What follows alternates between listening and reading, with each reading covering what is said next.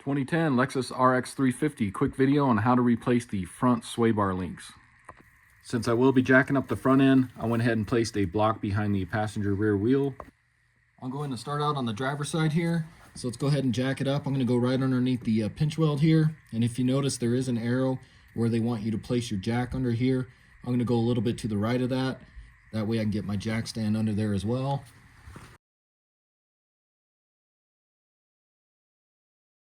Once you get that jacked up, go ahead and grab your jack stand here. Go right underneath the pinch weld there. I'll go ahead and slowly lower this. And I'll go ahead and leave my jack there for extra protection. Grab a 21mm. Let's go ahead and remove all our lug nuts, and then we can take off our wheel and tire. So with the wheel and tire out of the way, that gives us access to our sway bar link, which is going to be right here. Connects to the strut and then also to the sway bar here. Now I did struts and then also rear shocks on this vehicle the other day, and that's when I noticed that the sway bar link boot was torn on this one. So I figure I'll go ahead and replace that. And I did do a video on that, so if you're interested in that, check out that video. I'll show you how to replace the struts and shocks. And then I also have another separate video where I replaced both CV axle shafts as well on the front here. So if you're interested in that video, check that one out as well. Okay, so I'm going to start out by removing this 17mm nut here on the strut side of the sway bar link. And this will most likely start turning on you, the stud. So what you can use is a 6mm Allen head. You can stick that in there, and then if you have an open end wrench, you can take this nut off. If you're lucky, you can get that nut off without the stud turning, but most likely it's going to turn on you. So I'll show you here. So if I loosen that up, and it looks like I'm getting pretty lucky here, it's not turning on me. So like I said, if that does turn on you though, you can take this 6mm Allen head here. You can stick that in there just to hold that, to keep that from turning on you. And then you can spin this out the rest of the way.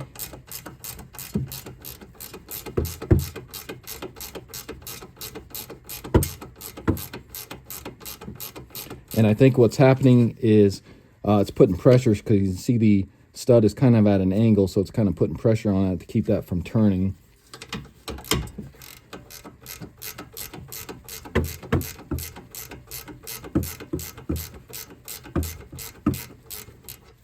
So go ahead and take that off the rest of the way here. So now let's go ahead and do the lower bolt there. Same thing, 17mm. I'll see if I get lucky on this one. We'll go ahead and break that free.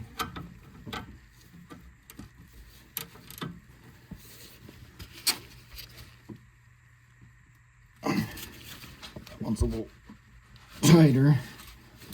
Okay. Go ahead and spin that one off. And it looks like that stud is spinning, so you can kind of see it right here where my thumb is. So if I turn it, you can see that spinning with it. So grab your 6mm Allen head.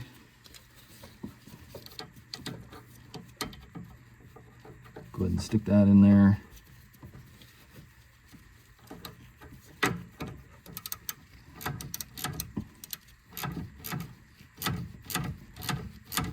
And take that off the rest of the way.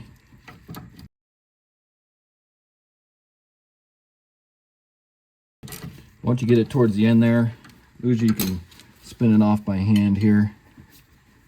Maybe. Still kind of tough though.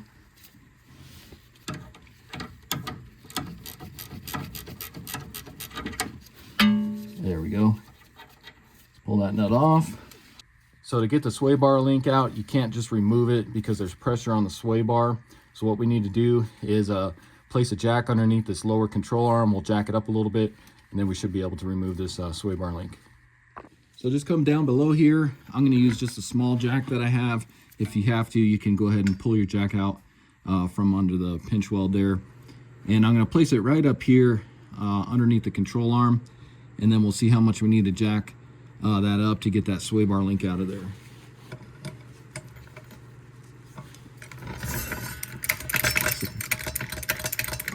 So like I said, you can just go right on the edge here of the control arm.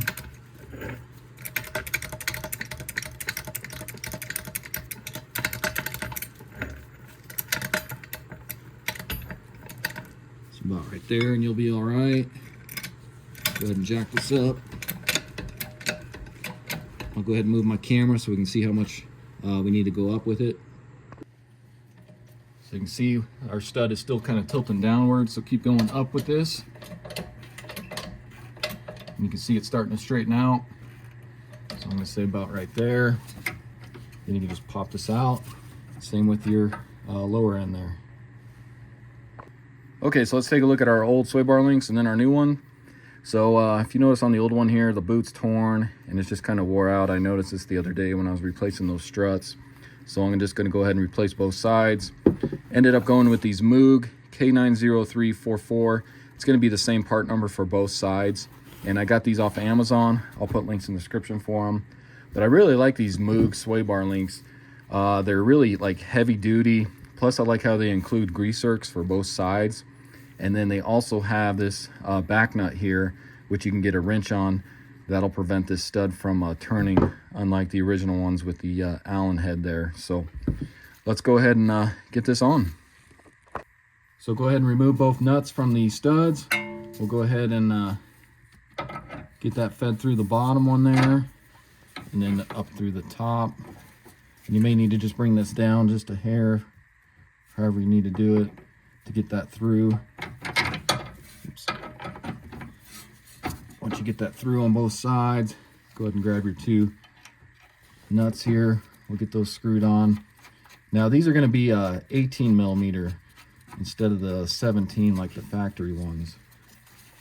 So we'll get these started, and then we'll go ahead and get them snug.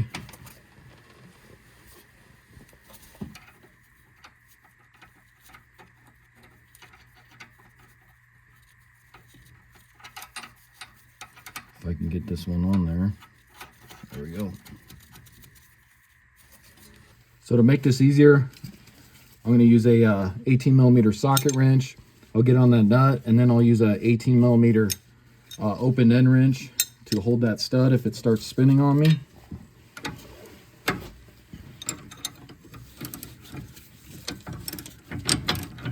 We'll go ahead and get this snug.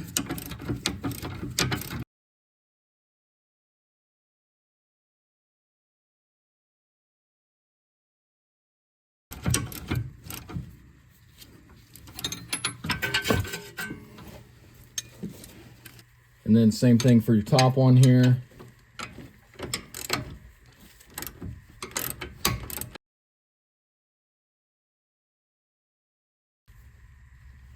Get that snug. And if you want to, you can grab a torque wrench.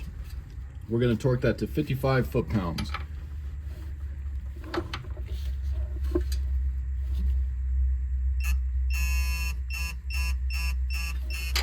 Okay. Same thing on your lower one here. You may have to switch to a shallow to get it to fit on down here. Go ahead and torque that one.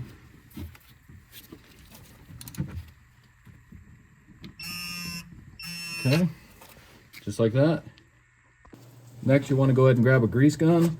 Let's go ahead and shoot a couple shots of grease into these sway bar links here. Just like that. And I did a little too much. You can see it leaking out of there, but that's okay. We'll wipe off the excess. And then of course, same thing on your top one here. I'll just do a few is all. That. And then just grab a rag. Make sure you wipe off those grease zerks, because if not, they'll just attract a bunch of dirt and debris. Let's get those wiped clean. And now we can go ahead and lower this jack from the control arm. Go ahead and slowly lower that. Go ahead and grab your wheel tire. Go ahead and get that back on.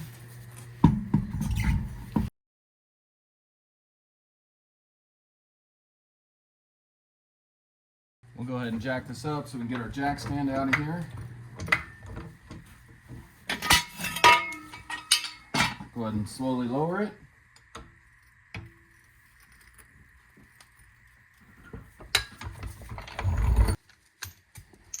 Go ahead and grab your torque wrench. We're going to torque all those lug nuts to 76 foot-pounds.